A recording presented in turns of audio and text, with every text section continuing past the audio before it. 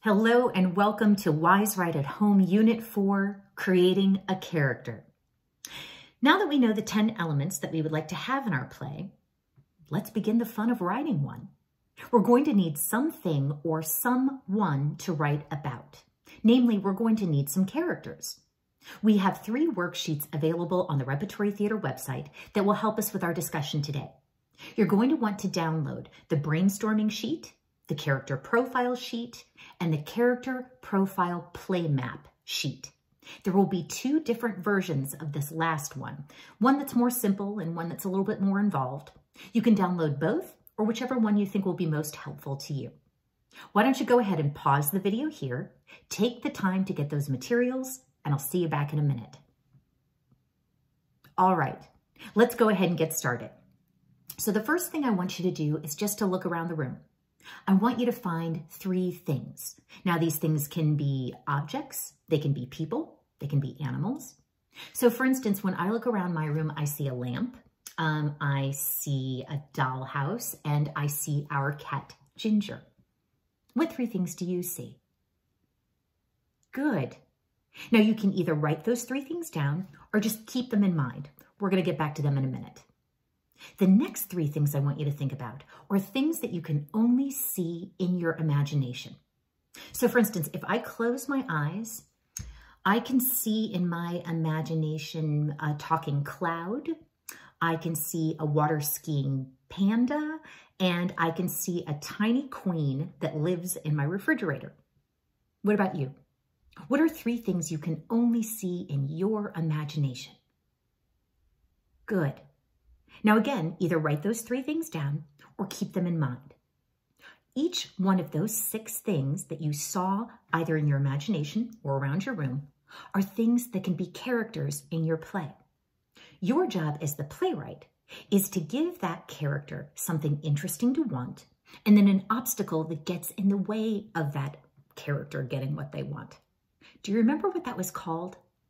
That's right, dramatic conflict. So let's think about the 6 things that you have either in your mind or on your list. Depending on what want and obstacle you give each of those things, you can create a comedy, you can create a tragedy, or a mystery. So let's say one of my things was a dollhouse, right?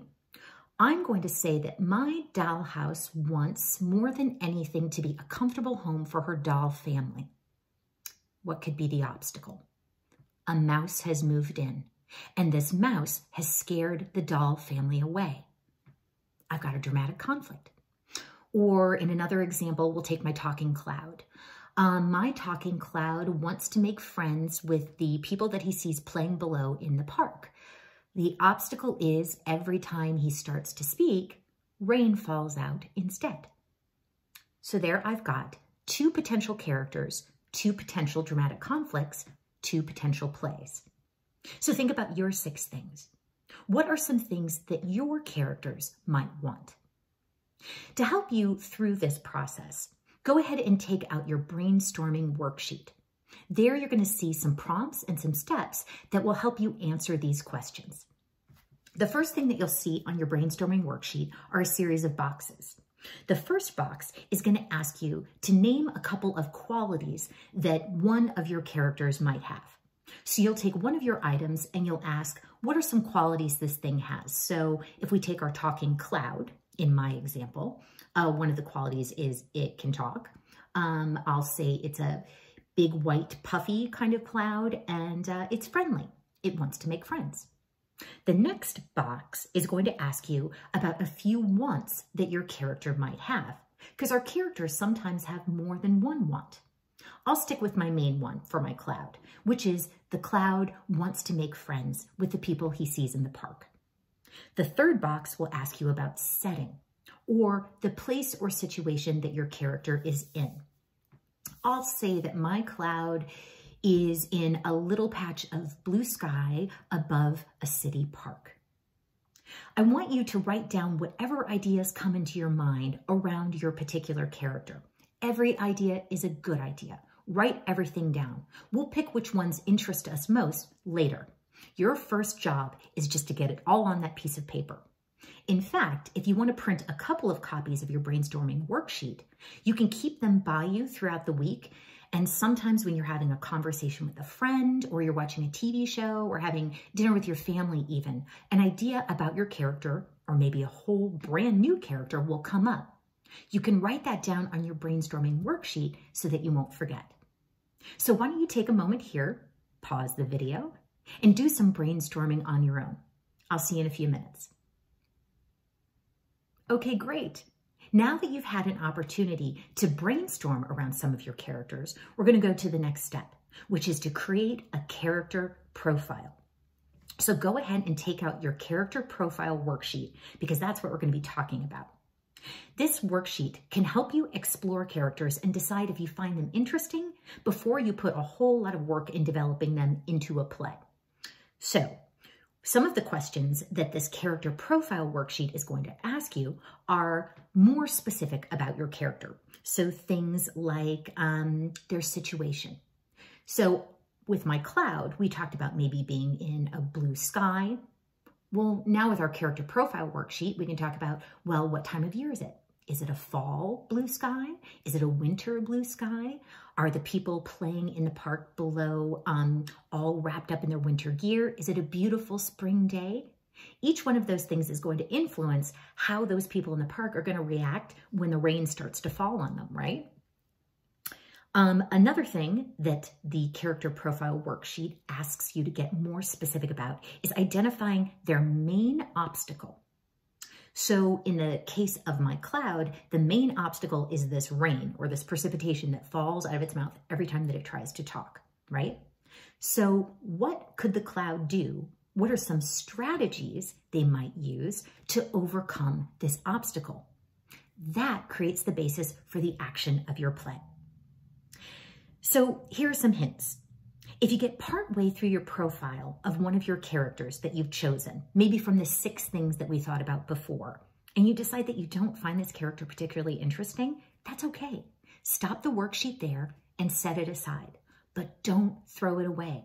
Because what you may find is that that character you started and stopped on becomes a different kind of character in your play.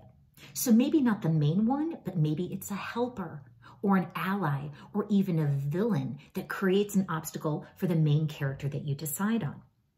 You might also find, let's say if you have a couple of profile sheets set over to the side, if you combine the qualities of those 2 or 3 characters together, you get one interesting main character.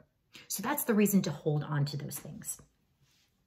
Once you've had a chance to work on some of your profiles and look through those, find the one that interests you the most.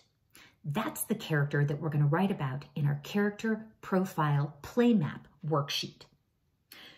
That play map is going to allow you to expand your ideas about your character even further. It's going to help you imagine their likes and dislikes. So not only are we going to discover what the qualities of your character are, like with the cloud, for instance, the cloud is talkative and friendly and big and white and puffy. Now likes and dislikes. Maybe my cloud really likes old movies and so is constantly quoting them when he's talking to humans, but really, really dislikes the cold. Well, that helps me maybe create an obstacle in my setting. If I chose a winter day, maybe my cloud is trying to fight that grumpy feeling of being out in the cold, and that's why he wants to make friends with people in the first place. So likes and dislikes, and then you even get an opportunity in one of the boxes to draw what you may think this character looks like. Don't worry about being a perfect artist. You can even draw shapes or even just colors that you associate with a character. All of that information will be valuable for you as you try to place them in your story. The more specific your details, the more you're going to have to work with. So keep on writing so that you can get as specific as possible. Remember, you can do as many character profiles as you like. If you don't use this particular character in this play, maybe you will in a future play. So have fun exploring your characters in your character profile and character profile play map worksheets, and I will see you next time.